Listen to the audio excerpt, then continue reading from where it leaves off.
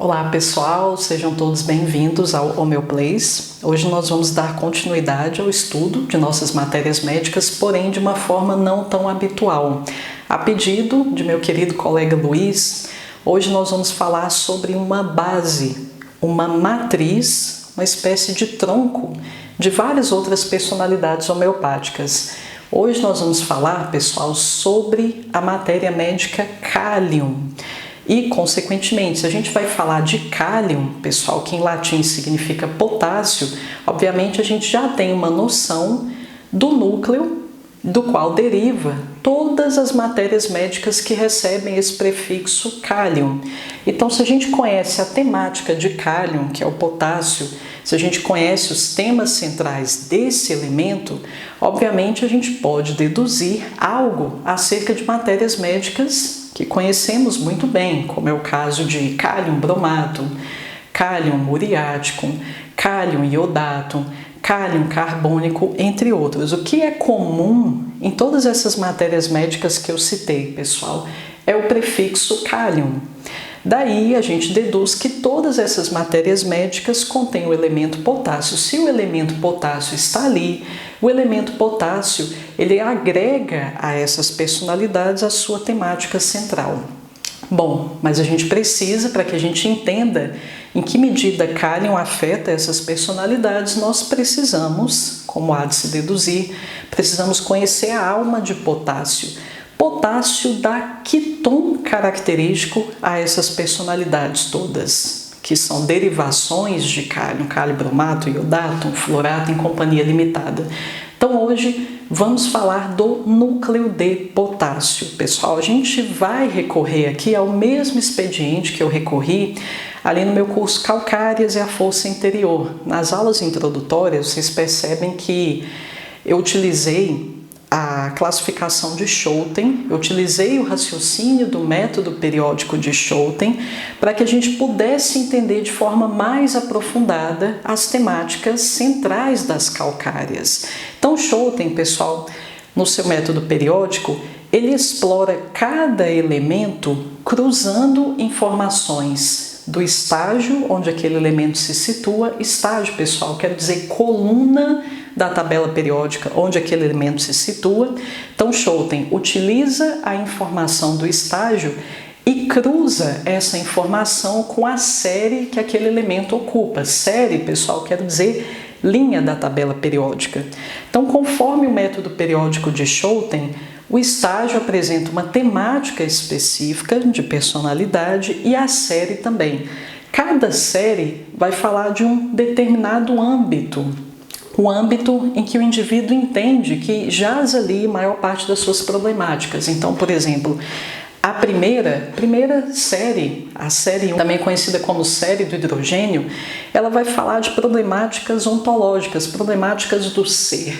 Estão ali, nessa primeira linha, hidrogênio e hélio, apenas, conforme a classificação de Schouten.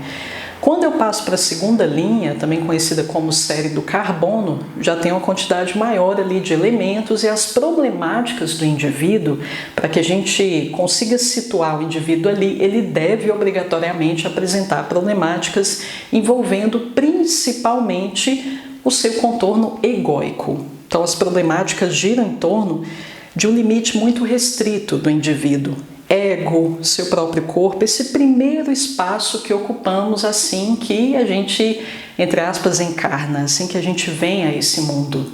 E à medida que a gente vai avançando, pessoal, as séries, nós vamos passar a série do silício e depois a série do ferro, onde inclusive se situa cálium, quanto mais a gente avança, maior o nível de maturidade do indivíduo e maior a abrangência de atuação do indivíduo. Então, mais e mais ele se distancia do seu ego, mais e mais ele apresenta um poder de ação sobre o mundo. Então, vamos falar um pouquinho mais sobre isso. Conforme eu havia dito a vocês, pessoal, conforme a classificação de Schouten, primeira linha da tabela periódica.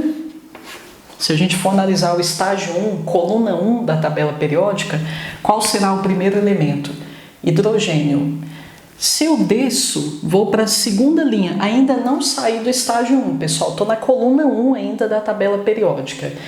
Porém, se eu passo para a segunda linha, eu estou agora na série do carbono. Série do carbono, estágio 1, eu encontro lítio. Seguindo, de novo, não saí ainda do estágio 1, eu continuo na primeira coluna, mas se eu desço um pouquinho mais, eu chego à série do silício, onde vamos tratar de problemáticas, principalmente tratando do âmbito dos relacionamentos. Então, o elemento que está logo abaixo é sódio. Desço, vou para a quarta linha, finalmente eu chego ao potássio, ao cálio. É sobre ele que vamos falar hoje, pessoal, mas lembre-se, esta é a quarta linha e eu estou no estágio 1. Vou colocar 1 aqui em algarismo romano para vocês não confundirem. Por que isso é tão importante, pessoal? Porque quando nós cruzamos os temas aqui de novo, pessoal, segundo o raciocínio de Schouten, que para tratar de personalidades aqui derivadas da tabela periódica, considero de longe a melhor classificação de todas, principalmente a nível didático também. Se a gente lança mão da categorização de Schouten, como a gente chega aos temas que concernem a cada elemento? Como é que a gente conhece o núcleo de sofrimento de cada elemento? Basta, pessoal, a gente cruzar temáticas, assinaturas do estágio, como eu disse, onde se situa aquele elemento, e a linha. Então é exatamente isso que a gente vai fazer agora. A gente vai explorar temas, primeiramente, dessa coluna que cálio ocupa, que potássio ocupa. Pessoal, quando a gente está falando do primeiro estágio, veja, antes de mais nada é importante salientar o seguinte para vocês. De acordo com a classificação de Schouten, existe aqui, à medida que a gente vai avançando os estágios, até chegar no 18, existe um viés, uma perspectiva progressiva, principalmente a gente analisar do primeiro estágio até o 10, onde eu tenho supostamente um ápice evolutivo, pelo menos no que concerne ao âmbito que eu estou analisando. Então veja, se eu estou falando de série 4, linha do ferro, conforme Schouten, nós estamos falando do universo do ofício, universo do trabalho, universo do fazer. Por isso mesmo, Schouten até atribui algumas faixas etárias, níveis de maturidade a cada linha da tabela periódica. Então aqui, por exemplo, na linha 3, linha dos relacionamentos, a série do silício, aqui, pessoal, é como se a gente estivesse falando ainda do adolescente.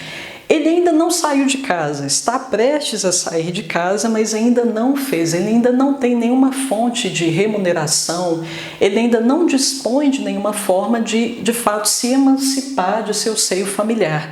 Isso só acontece, ele só entra na vida adulta realmente a partir do momento que ele salta, hipoteticamente falando aqui para a série 4, que é a série do ferro, série do trabalho.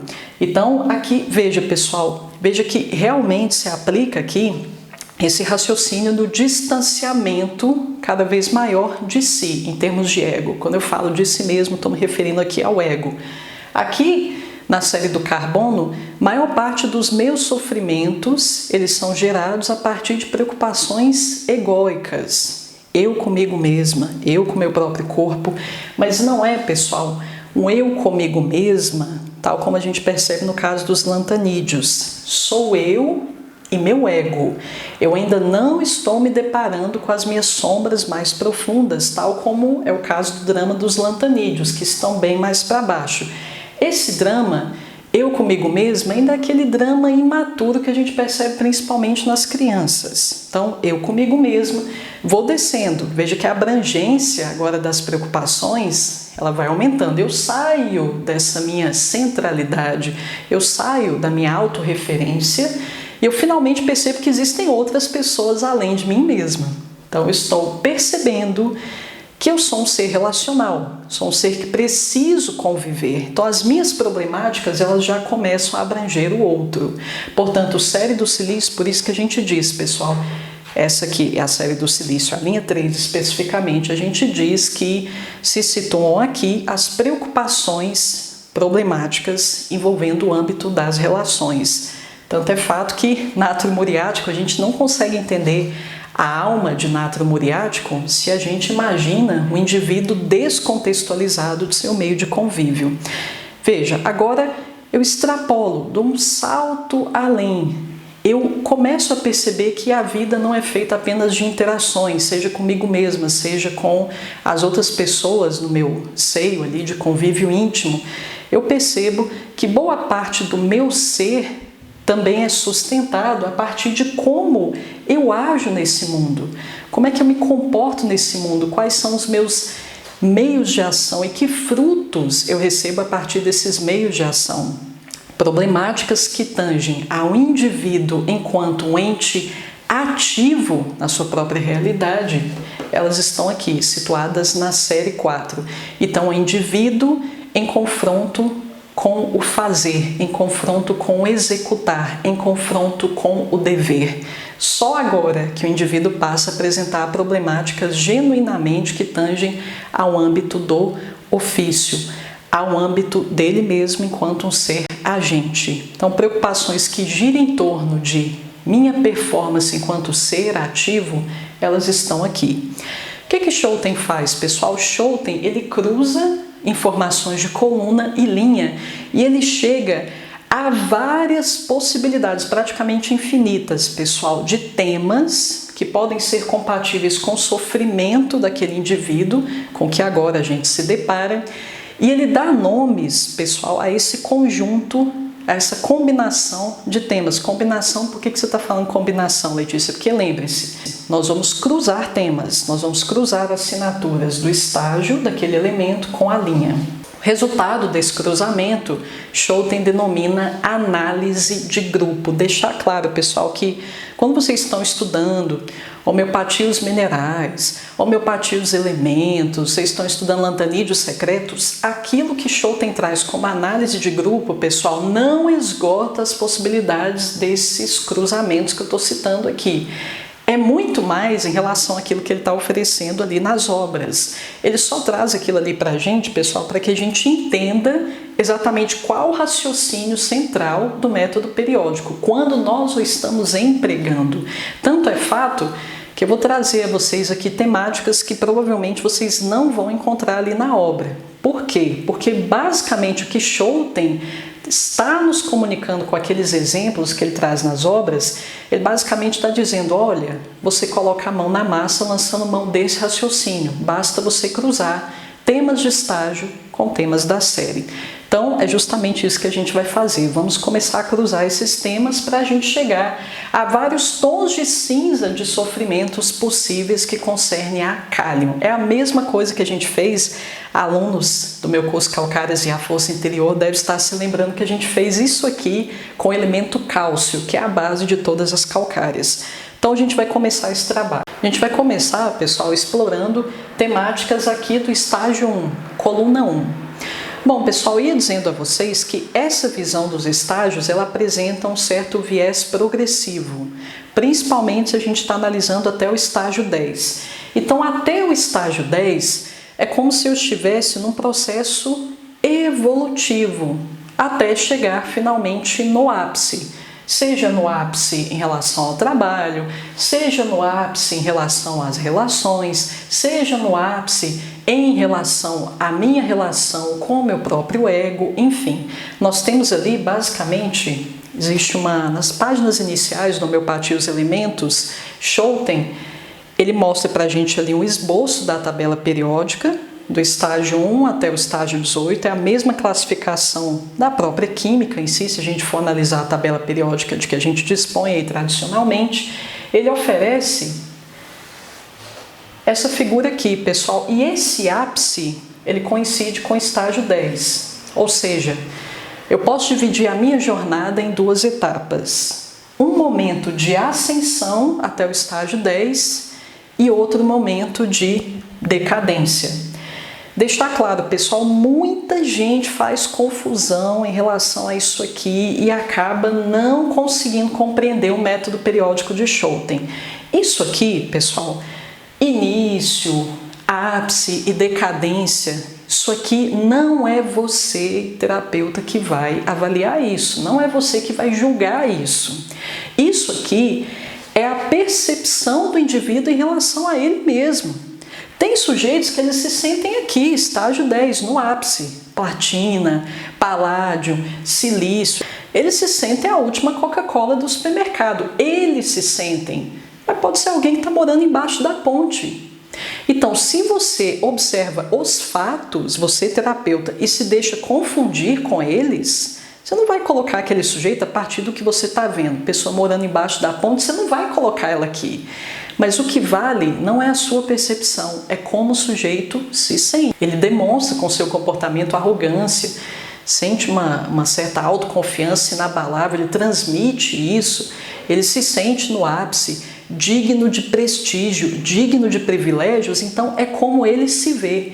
Ele se vê aqui. E é isso que a gente deve levar em consideração. Da mesma forma, pessoal, tem pessoas que externamente a gente colocaria elas aqui. Um milionário, uma pessoa altamente bem-sucedida, só que ela se sente tão insegura, a insegurança dos inícios, quando a gente está começando alguma coisa, quando a gente ainda não tem tanta experiência. Essa insegurança, o indivíduo, ele pode demonstrar ela, a gente pode estar testemunhando aquilo. Então, um milionário, helicóptero para lá e para cá, um cara bem sucedido, domina de cabo a rabo o ofício dele, mas ele se sente aqui, no eterno início. Então, veja que há essa dissonância. Não necessariamente eu me sinto de acordo com como eu me situo aqui, na minha realidade concreta. Mas o que a gente, enquanto homeopata, deve avaliar, pessoal? É como a pessoa se sente. Então não importa, eu estou aqui, série do trabalho, o indivíduo ele está demonstrando problemas ali no tocante ao trabalho. Ah, Letícia, eu sou muito insegura em relação ao meu trabalho, eu tenho medo de concorrência, eu tenho medo de não conseguir manter uma rotina e ser sobrepujado pelos concorrentes, enfim, vamos supor que a problemática é essa. Bom, a problemática gira em torno do trabalho, então a gente já sabe que provavelmente está precisando de algum medicamento dessa linha 4.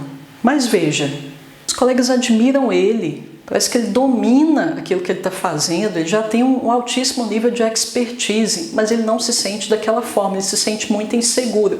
É como se ele estivesse no início dessa caminhada. Então, não nos deixemos enganar por aquilo que a gente está vendo. A gente precisa analisar que o sujeito, a gente precisa levar em conta que ele se sente aqui, ó, provavelmente nesse primeiro trecho aqui da tabela periódica. Pode ser que ele não esteja no estágio 1, mas talvez esteja no 2, no 3, no 4, que são os estágios mais inseguros da tabela periódica. Aqui a gente vê insegurança também, pessoal, mas por outros motivos. Essa insegurança que a gente vai testemunhar aqui, nesse trecho inicial da tabela periódica, ela gira em torno, ela remete muito àquela insegurança que a gente vai perceber na pessoa que está começando, na pessoa que ela não tem tanta experiência assim. Por mais que ela tenha, ela não sente que ela tem tanta experiência, ela sente que ela não tem tanto conhecimento assim. Então, o sofrimento aqui dos estágios iniciais, eles nos remetem, nos fazem lembrar de uma pessoa que ela está começando a sua jornada. Então, por isso mesmo, a gente pode deduzir que provavelmente ele vai precisar de um cálium ou ele vai precisar de uma calcária, que está aqui, ó, logo no estágio 2, na segunda coluna da tabela periódica, e assim por diante. Então, não vale o que eu estou vendo a nível de realidade concreta. O que deve guiar o caso, no sentido de possibilidades de homeopatias a serem indicadas, é como o sujeito se sente. Pessoal, caso contrário, seria fácil demais aplicar isso aqui. Bastaria você analisar a biografia do sujeito. Ah, o sujeito já está no topo, já atingiu o máximo possível de desenvolvimento da carreira. Pronto, eu vou indicar um paládio. Pronto, eu vou indicar uma platina. Eu nem preciso conversar com a pessoa em primeiro lugar. Então, bastante atenção. Vejo muita gente fazendo confusão em relação a isso.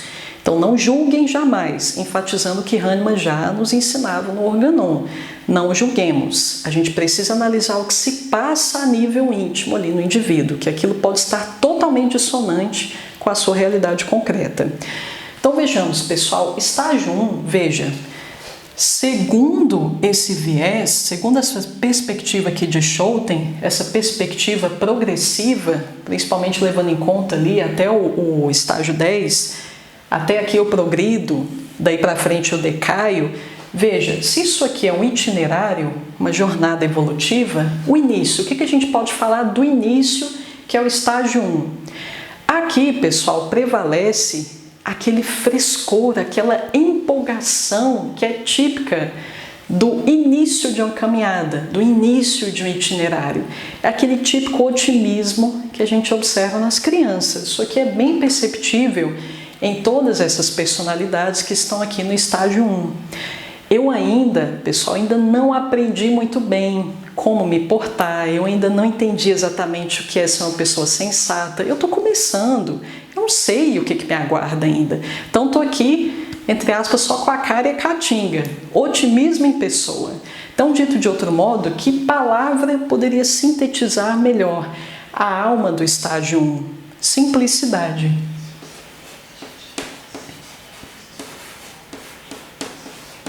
Não depurei ainda sequer a minha linguagem, ainda não me deparei com a política das relações. Estou aqui, ó, pedra bruta, por assim dizer.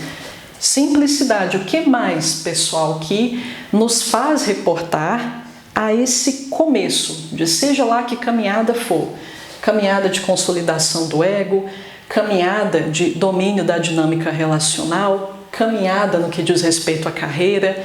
O que mais eu poderia atribuir a esse início, a essa fase inicial?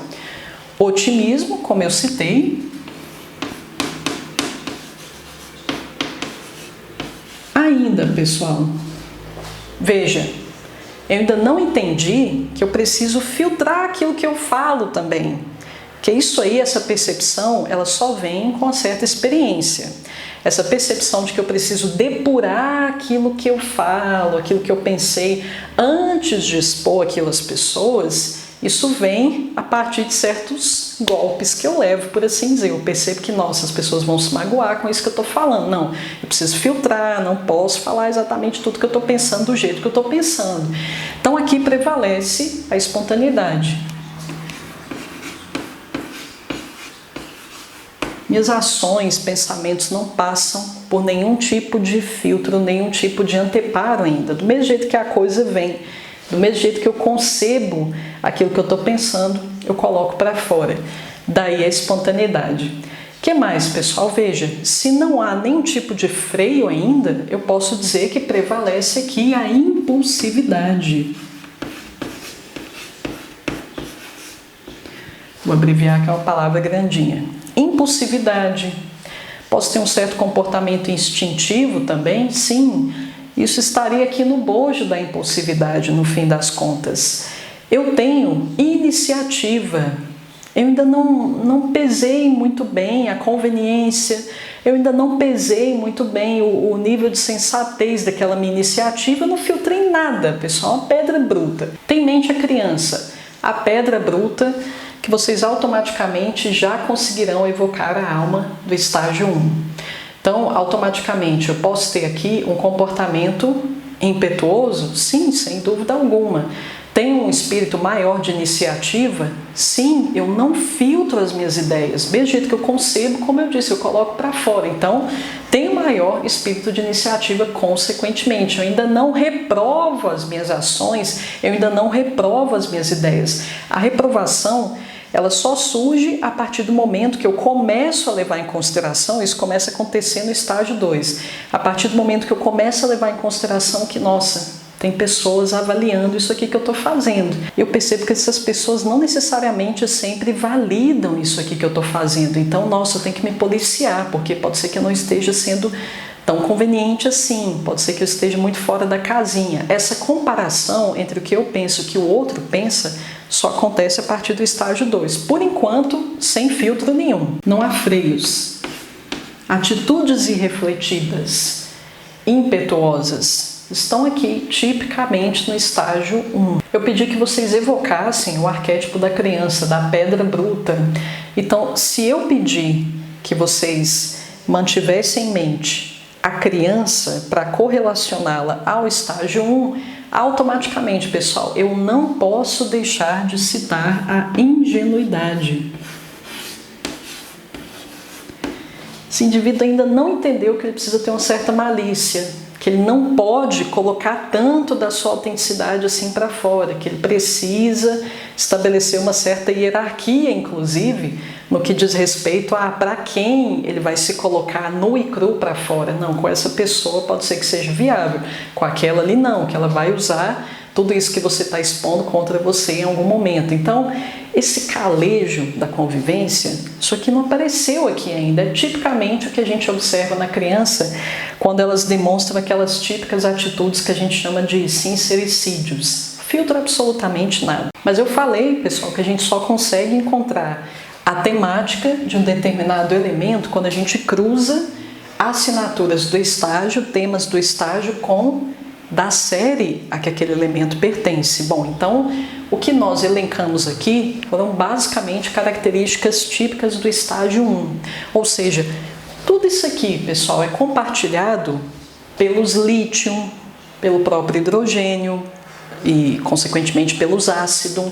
Ácido, pessoal, são todas as personalidades que contêm hidrogênio na sua composição.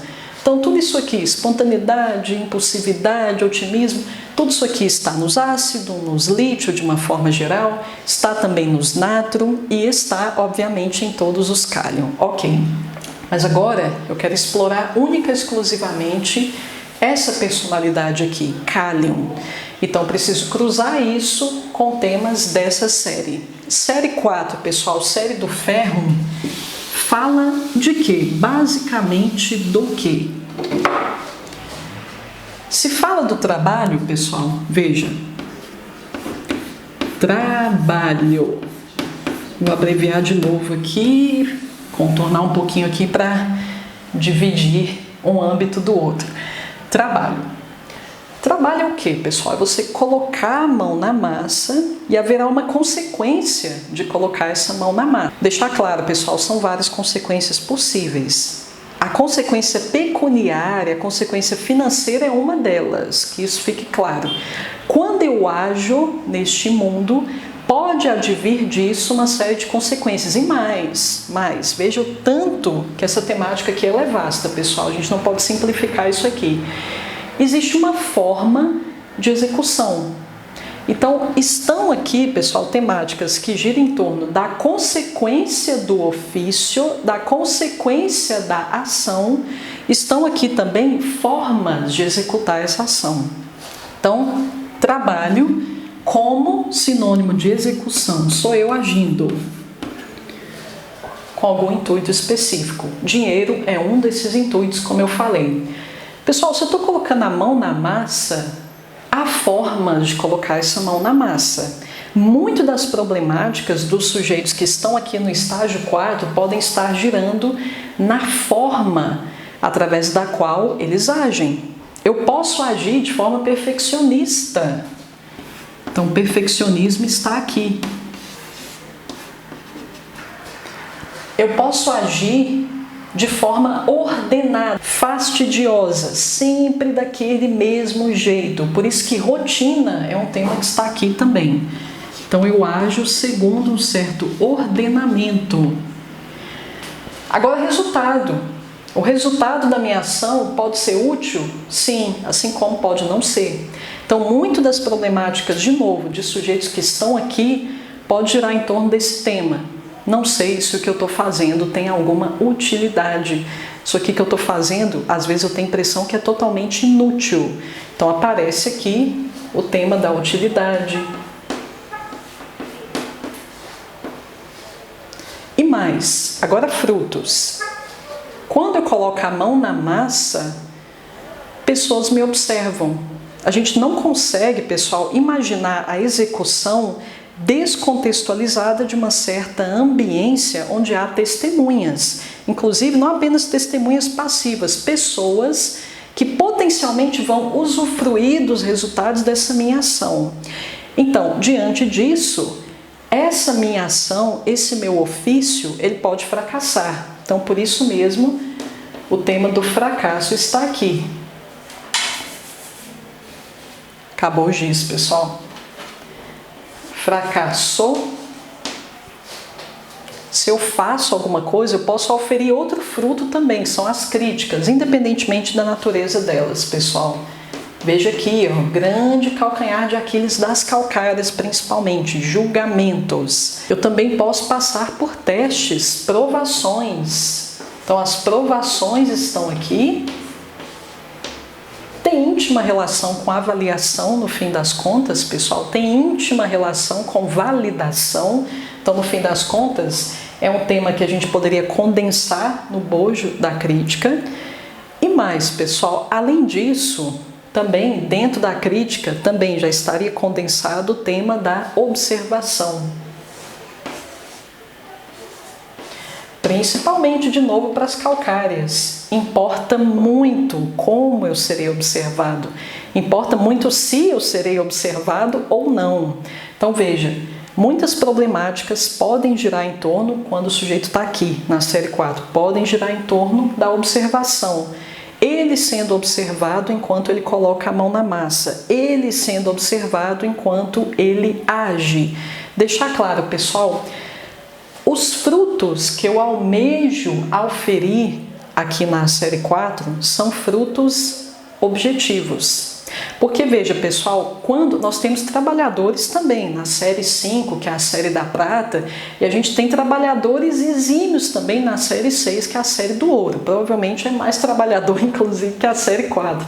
Só que, veja, pessoal, série 5 deseja obter um fruto um pouco mais abstrato da sua ação. Colocar a mão na massa também, mas ele quer um resultado que gira em torno de influência, capacidade de gerar uma impressão nos demais, capacidade de gerar uma certa inspiração, capacidade de gerar, incutir nos demais uma certa ideia, passar uma certa mensagem. Então, muito das motivações do estágio 5, que é a série da prata, gira em torno de influência. O fruto que eu busco com as minhas ações é principalmente a influência. Eu desejo te influenciar em algum sentido, não à toa.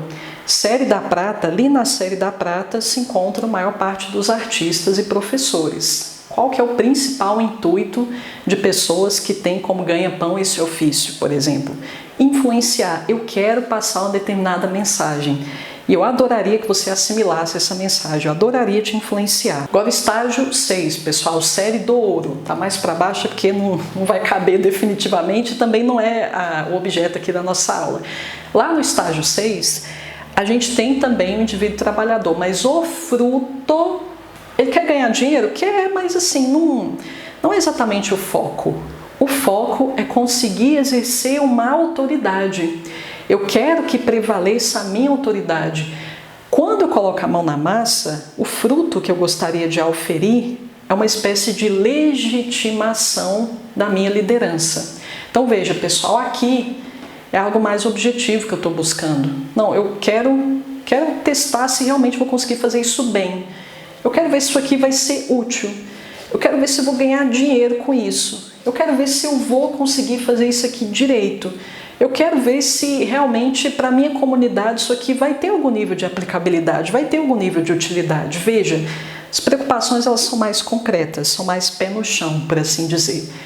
Tenham em mente isso que eu acabei de falar, pé no chão, pragmatismo, que isso vai ajudar demais a gente entender o sofrimento dos Kalion. Ok, Letícia, já entendi que primeiro, para que a gente conheça o sofrimento de um elemento, a gente deve elencar características do estágio que aquele elemento ocupa e série que aquele elemento ocupa. Agora, pessoal, finalmente a gente vai entender o que é a tal da análise de grupo, que a gente vê em praticamente todas as obras de Scholten.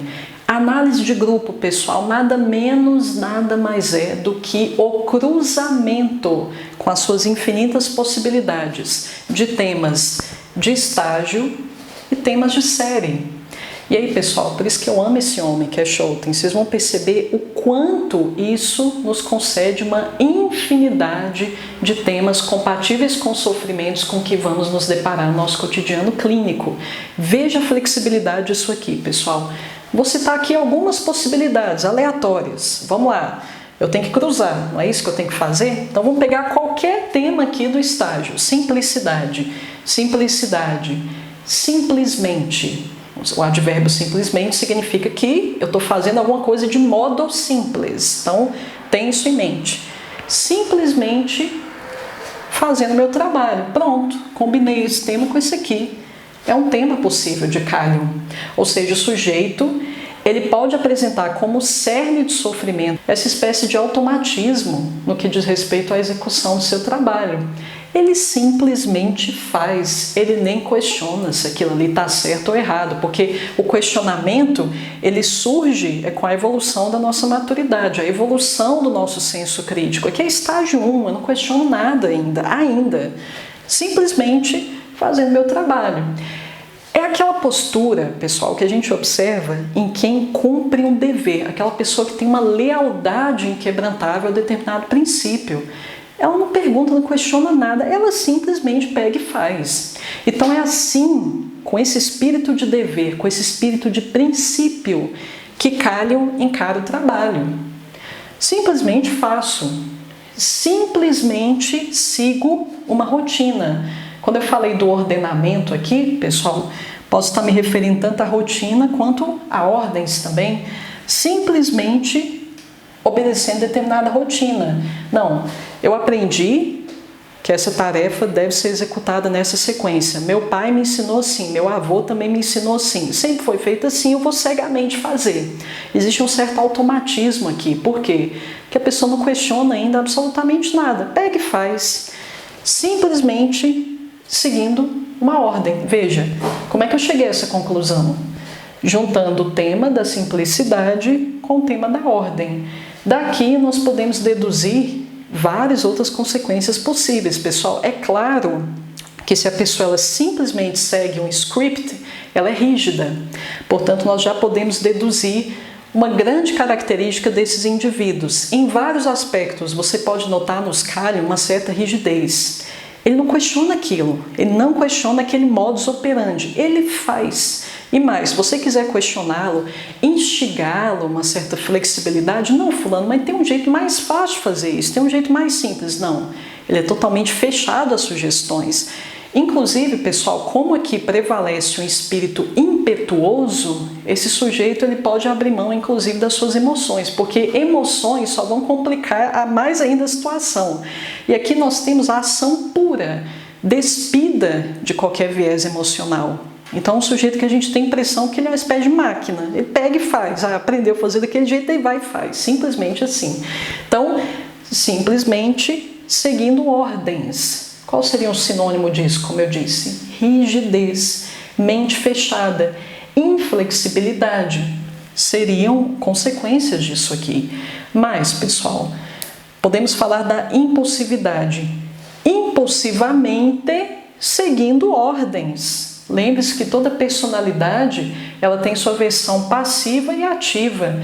Aqui agora sou eu sendo vítima da minha impulsividade. Eu não consigo entender por que eu simplesmente acato as coisas. Eu nem penso. Alguém me dá uma ordem, um comando, eu cegamente obedeço. Veja, a outra conclusão que a gente pode chegar simplesmente através do cruzamento aqui dos temas. Impulsivamente obedecendo. Eu posso ainda receber, olha, outra possibilidade aqui, pessoal, são várias, vocês podem brincar aí à vontade, desde que a gente leve em conta tema de série e tema de estágio. Não posso inventar absolutamente nada. As conclusões a que eu estou chegando aqui com vocês é a partir da reflexão desses temas possíveis a que chegamos a partir desse cruzamento. Veja, eu posso ser criticada por minha espontaneidade. São aquelas pessoas que podem dizer o seguinte: ai, Letícia, eu não aguento mais, todo mundo me julga pelo jeito que eu falo. É que eu não consigo não ser sincera, né, Letícia? É o pretexto que a pessoa dá para falta de educação dela, no fim das contas. Então, às vezes não é por mal, é porque a pessoa realmente ela não consegue fazer essa espontaneidade dela passar por um certo crivo, um certo filtro de bom senso. Então, do mesmo jeito que vem, ela fala igual eu falei lá no início.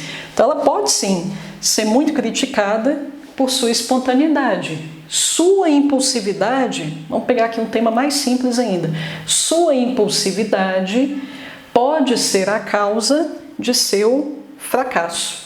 Outro exemplo, ou a sua espontaneidade pode ser a causa de seu fracasso. Pessoal, de novo, não é você, terapeuta, que vai chegar a essa conclusão. É a pessoa que vai te trazer a coisa desse jeito, é o doente que traz a coisa desse jeito. É ele que chega a essa conclusão. Essa crença, essa perspectiva distorcida é dele, é essa lente, tudo isso aqui são possibilidades de lentes através das quais o doente aprende a realidade. Então é ele que vê que a espontaneidade dele é o problema. Não pode ser você, terapeuta, aquele a chegar a essa conclusão. Pelo amor de Deus, que isso fique bem claro. A maioria das pessoas não entendem Scholten por causa disso. Quero explorar um pouquinho com vocês, pessoal, porque que o dever aqui, ele é um princípio tão inquebrantável para os Kalium. Porque, veja, pessoal, quando eu estou aqui começando, seja lá o que for, querendo ou não, a gente ainda não tem um porto seguro. A gente não tem nada ainda, a gente está começando, estágio 1, início de itinerário.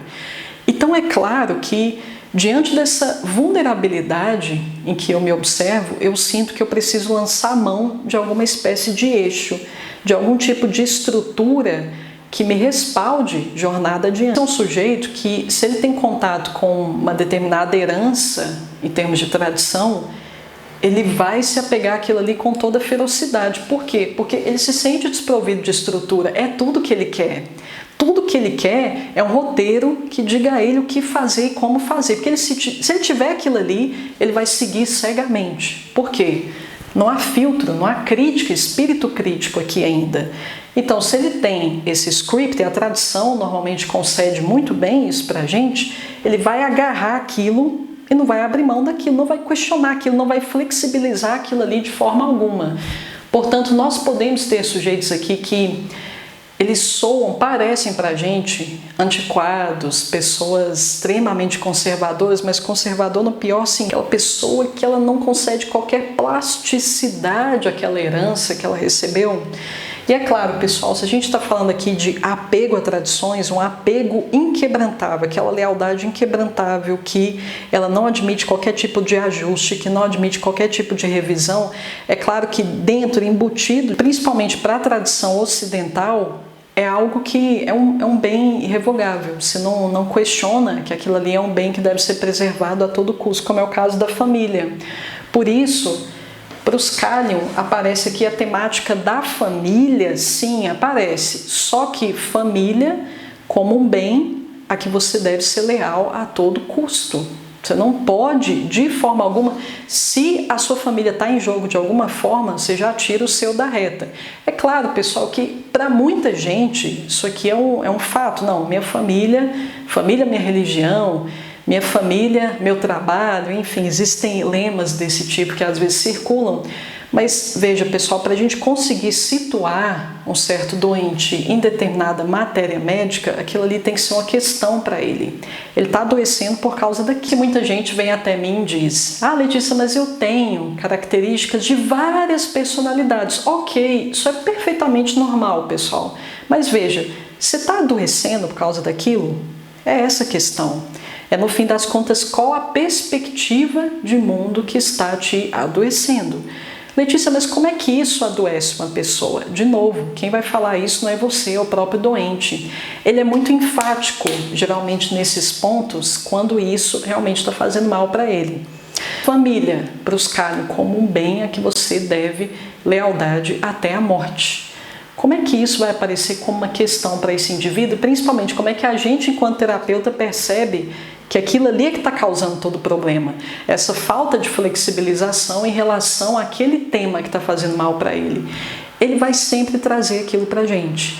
São esses temas, pessoal, eles aparecem em sonhos e eles aparecem também no discurso do doente com muita ênfase. Ele é muito enfático. Ah, Letícia, mas eu não pude seguir aquela carreira porque tinha minha família, né? Minha família, no fim das contas, está em primeiro lugar. Minha família é o meu trabalho.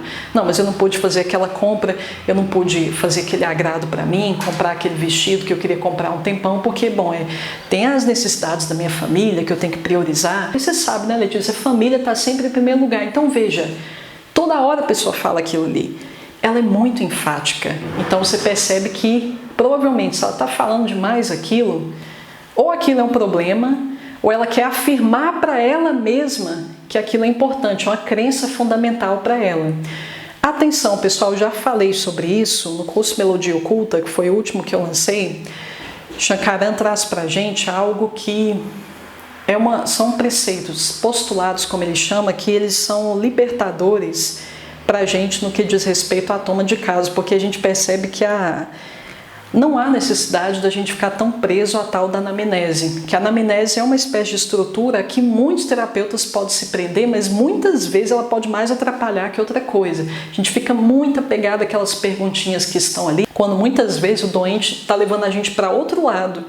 Ele está levando a gente, ele está tentando puxar a gente para onde dói, mas a gente está muito apegado às perguntinhas. Então, pessoal, depois de um certo ponto, vocês vão perceber, principalmente quem trabalha com métodos contemporâneos, vocês vão perceber que a gente pode se deixar levar pelo doente, muitas vezes até melhor para a gente chegar no núcleo do sofrimento. E aí, provavelmente, eles vão levar a gente para onde está doendo. Eles vão insistir em certos assuntos, eles vão insistir em certos temas. Eu falei dos postulados de Shankaran, porque Shankaran, existe um postulado que ele diz o seguinte: se o indivíduo apresenta alguma lacuna e ele não gostaria de admitir para ele mesmo que aquilo é uma lacuna, que aquilo é uma transgressão que ele apresenta, ele eventualmente vai voltar naquele tema. Eventualmente, ou até muito insistentemente, ele fica voltando naquele tema. Alguém, por exemplo, isso aqui é clássico, esse exemplo aqui é clássico, acredito que tenha sido o exemplo que eu concedi no próprio curso. Pessoas que elas querem dar a entender que elas não se importam com bens materiais, mas na verdade elas se importam demais, é uma pessoa extremamente avarenta. Aí, para afirmar para ela que ela não tem aquele apego, pessoal, ela vai ficar tocando nesse assunto, tudo passa pelo viés do dinheiro. Às vezes não tem ninguém pensando em dinheiro, mas é ela que está pensando no fim das contas. Então, às vezes o assunto ali não tem nada a ver com o preço de seja lá o que for. Ela dá um jeito de falar que aquilo, mas isso aqui é caro, mas a gente tem que pensar em quem não tem dinheiro, mas eu vou deixar meu cartão primeiro vencer, para aí depois eu fazer essa... Ninguém está falando daquilo, mas a pessoa dá um jeito de puxar o assunto para aquilo ali. Por quê? Porque não está claro para ela.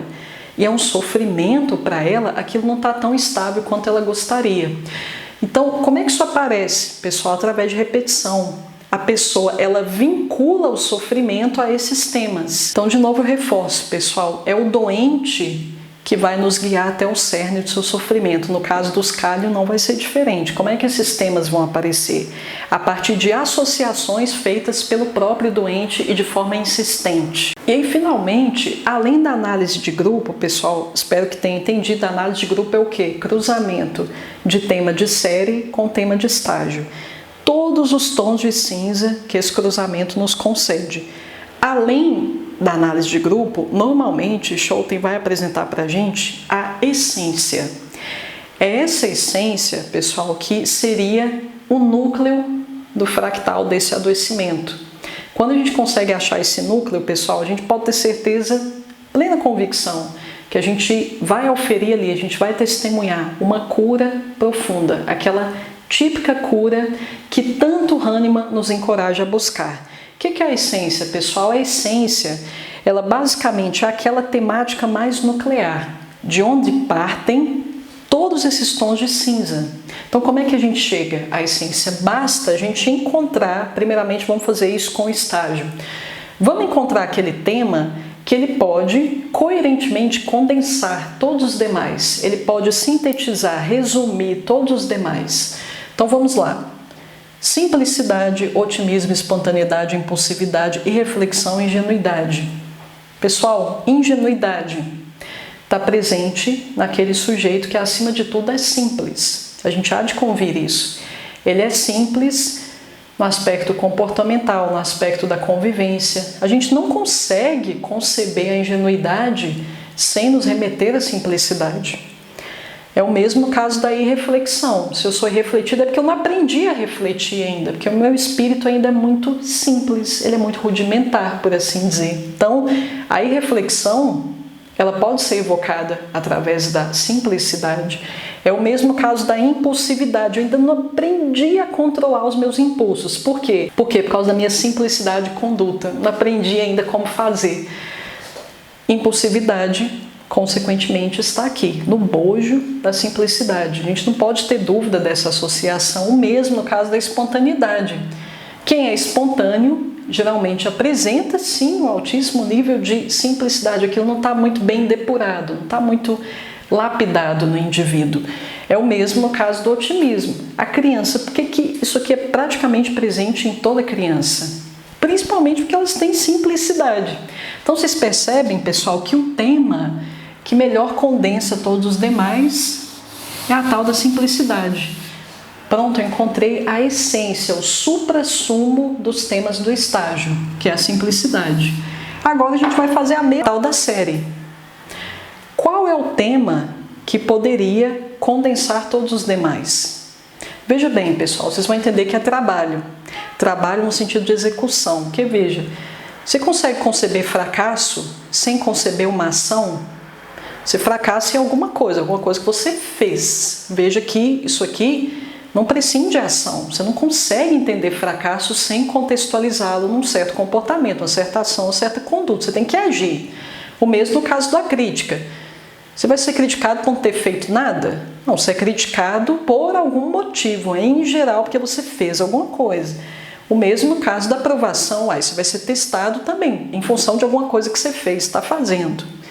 Mas também no que diz respeito à perfeição. Aqui são modos de executar, pessoal. Aí aqui fica mais fácil ainda da gente deduzir que isso brota desse tema. Porque perfeição, a gente não consegue entender o fenômeno da perfeição sem contrapô-lo a algo que eu estou fazendo. Eu tento agir da forma mais perfeita possível. Então veja, isso aqui brota disso também. O mesmo, não preciso nem falar, execução, trabalho, execução são sinônimos em certa medida. Ordenamento, também um modo de fazer, um jeito ordenado, modo ordenado. Então, bom, eu tenho que estar fazendo alguma coisa, de novo, de modo ordenado. Então, isso brota daqui também. É o mesmo no caso da utilidade. Bom, o que é útil?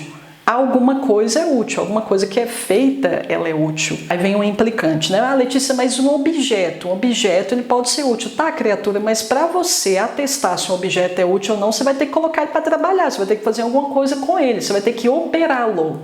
Então, mesmo o viés da utilidade, ele está atrelado ao trabalho, sempre está atrelado a uma ação. É o mesmo no caso da observação. Aristóteles já falava para a gente, pessoal, para que alguma coisa seja observada, ela precisa estar em ato. Principalmente, ela precisa estar em ato, em algum nível de ato. Então, veja, nada disso aqui a gente consegue conceber sem que haja uma ação, sem que haja uma execução. Então, tudo isso aqui, dito de outro modo, poderia estar no seio do trabalho, no sentido de ação. Então a essência, conforme Schouten, pessoal, ela surge a partir da combinação da essência do estágio com a essência daquela série, com aquele tema que condensa as problemáticas daquela série. Finalmente, quando nós combinamos simplicidade com trabalho, nós chegamos à essência, à alma do sofrimento de Kalion, dos Kalion de uma maneira geral, que seria simplesmente fazendo o seu trabalho. É aquilo que eu já tinha falado antes, pessoal. Eu só faço. Eu sinto que eu só tenho que fazer, não tenho que pensar se aquilo está certo, se aquilo está errado, se aquele é o jeito melhor de fazer, se aquele é o jeito mais eficiente, se aquele é o jeito que vai levar a um nível de produtividade maior. Eu só faço, eu simplesmente faço. Isso aqui não passou por nenhum tipo de lapidação, é o ato puro de fato. Só faço, isso nos remete muito a outro termo, que é o dever. Dever, você não questiona se aquilo é gostoso, se você queria estar fazendo aquilo, se você está cansado, se você está disposto, você só pega e faz. Então pensem numa ação automática. Os Kalion, eles são regidos por essa espécie de compromisso cego com alguma coisa. Modalidades, pessoal, aqui eu não vou me estender, vocês sabem que não é do meu costume falar de sintomas físicos ou de doenças que aquele medicamento poderia curar, porque o que nos basta, no fim das contas, é verificar a compatibilidade do indivíduo com aquele sofrimento nuclear daquela matéria médica. Foi compatível, a gente já sabe que provavelmente a maior parte das mazelas físicas, por tabela, elas serão curadas. Mas vale chamar a atenção, pessoal, para algumas modalidades ali que elas são principais e bem características dos Kalion. Todos os medicamentos que contém potássio na sua composição. Vou falar aqui do agravamento. Antes, o tipo cálcio, pessoal, é aquele tipo tiozão, por assim dizer, aquela pessoa robusta, aquela pessoa encorpadinha, mas não significa que a gente não vai ter magrinhos aqui. Até porque, veja, se a pessoa que ela assume o trabalho como um dever, a gente já pode deduzir que é uma pessoa 220, pessoal, uma pessoa que trabalha pra caramba. Trabalho é meu dever, então é claro que eu vou trabalhar demais da conta. Tem até um medicamento sobre o qual a gente vai falar superficialmente aqui, que ele se sente até culpado quando está trabalhando. Então, bom, se trabalha dever, vocês já deduzem que trabalho 24 horas. Por isso mesmo, pessoal, ainda mais a gente vai falando de um cálium iodatum, por exemplo, pode ser um sujeito magrinho. Por quê? Porque não sobra energia para ser estocado, por assim dizer. Mas o tipo típico é o tiozão com a barriguinha, é o tiozão cheinho, é o tipo robusto, é o tipo mais comum no tocante aos cálium. Além disso, pessoal, agravamento, vamos falar agora de modalidade propriamente. Agravamento eu tenho principalmente 3 horas da manhã, e com corrente de ar frio também. Corrente fria, corrente de ar frio, vento frio. Eu tenho dores aqui, pessoal, que elas se dão tipicamente em pontadas. Dores em pontadas. Agora sim, pessoal, isso aqui sim é bem distintivo. Dores envolvendo o nervo ciático.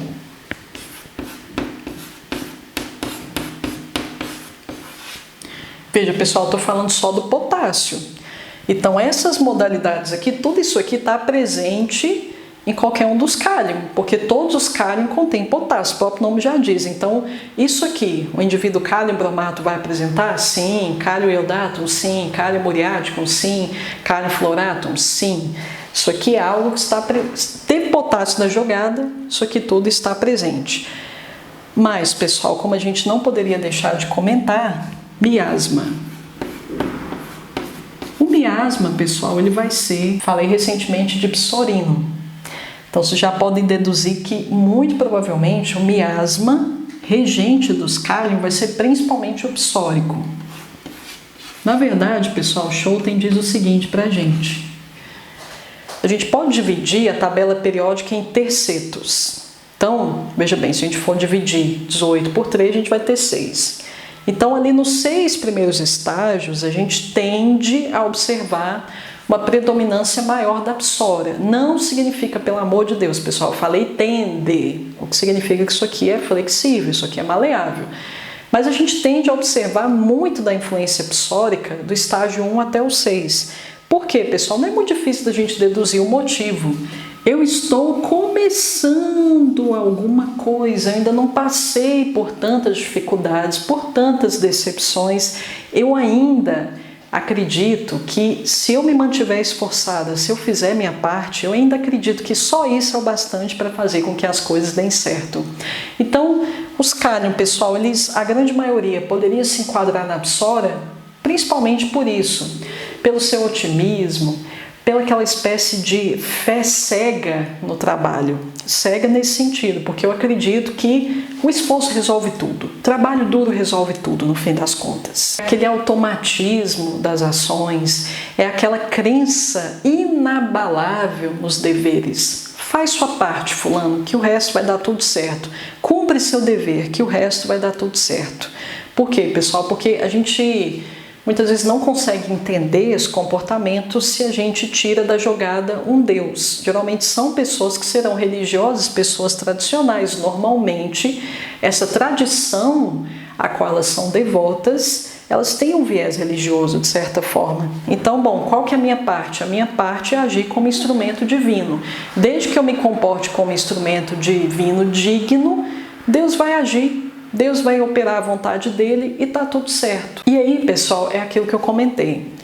Quando a gente entende um elemento que faz parte de certa personalidade, a gente consegue automaticamente entender todas as personalidades derivadas daquele elemento.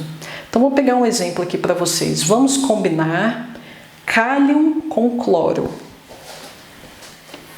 O elemento potássio mais muriático, que é cloro.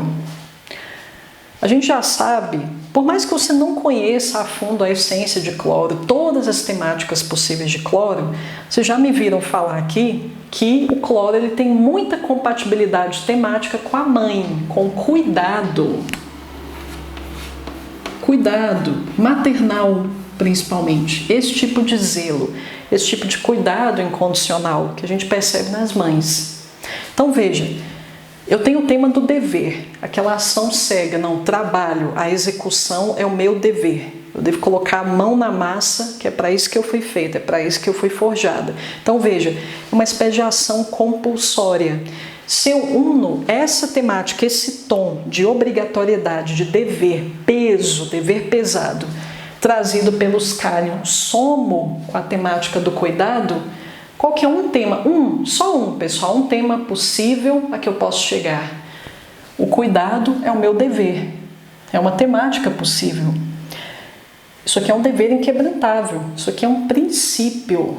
Cuidar é meu dever. Então são aquelas tias, ou pode ser até que tenha sido o seu caso, você que faz parte das gerações passadas, principalmente filhos, filhas mais velhas, às vezes elas se sentiam no dever que era inquestionável, irrevogável, de cuidar de todos os filhos mais novos de sua mãe. Era obrigação. Nasceu uma criancinha nova, eu tinha obrigação de cuidar de toda aquela galera. Um exemplo situacional, onde a gente poderia perceber claramente essa temática. Mas, de novo, pessoal, não é a minha observação que conta. É a pessoa que precisa trazer essa temática como uma questão para a gente. Isso aqui tem que estar causando algum nível de dilema ou sofrimento para o sujeito, para a gente indicar isso aqui. Mas, Kalium bromato. Falou em bromo, pessoal, tem um tema que precisa estar na ponta da língua. Na ponta da mente, melhor. Culpa. De novo, pessoal, qual que é a dedução de tema mais óbvio aqui que a gente poderia chegar? Dever e culpa. Me sinto culpada se não estou cumprindo o meu dever. Me sinto culpada se não estou trabalhando. Veja, pessoal, facinho demais da conta. Outro. Kalium mais flúor. Flúor, a gente sabe que tange principalmente temas ligados à sexualidade. Tenho que fazer sexo com meu marido mesmo sem vontade nenhuma. Por quê? Porque é meu dever. Aqui eu não estou questionando se eu gosto, se eu não gosto, se eu quero, se eu não quero. Tem que fazer. Tem que. Quando a pessoa vem com esse tipo de discurso, tenho que.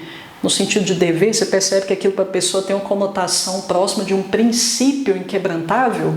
A gente pode cogitar algum Kalium para ela. Então veja, uma temática possível. Tenho que oferecer prazer sexual para o meu cônjuge, independentemente do que eu queira. É dever.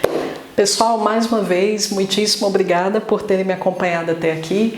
Eu espero que o método periódico, a estrutura do método periódico tenha ficado mais claro para vocês. Eu falo sobre esse assunto de uma forma mais pormenorizada no meu curso, que não faz tanto tempo que eu lancei, foi meu último lançamento, o Melodia Oculta.